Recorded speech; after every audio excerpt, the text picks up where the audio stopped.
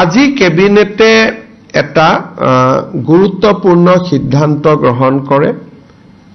এটা দিনত আটাইতকৈ হাইয়েষ্ট ডিবিটি চৰকাৰৰ ৰাজকোষৰ পৰা আমাৰ অৰুণোদয় হিতাধিকাৰী সকললৈ যাব।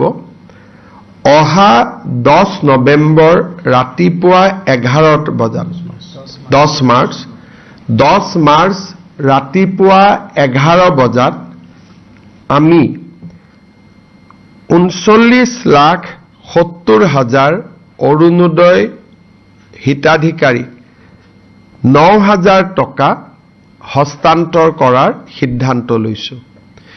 ইয়াৰ ফলত একেদিনাই চৰকাৰৰ 3,600 কোটি টকা খৰচ হ'ব।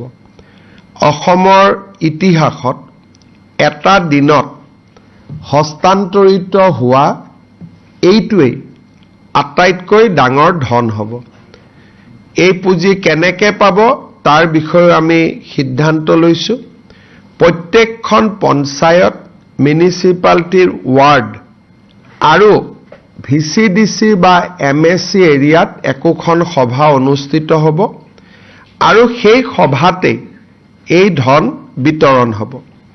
কেন্দ্ৰীয় কাৰ্যসূচী জ্যোতি বিষ্ণু কলা মন্দিৰত অনুষ্ঠিত হ'ব আৰু এটা দিনতেই 3,600 কোটি টকা আমাৰ মহিলা আই মাতৃসকলৰ একাউণ্টলৈকে হস্তান্তৰিত হ'ব।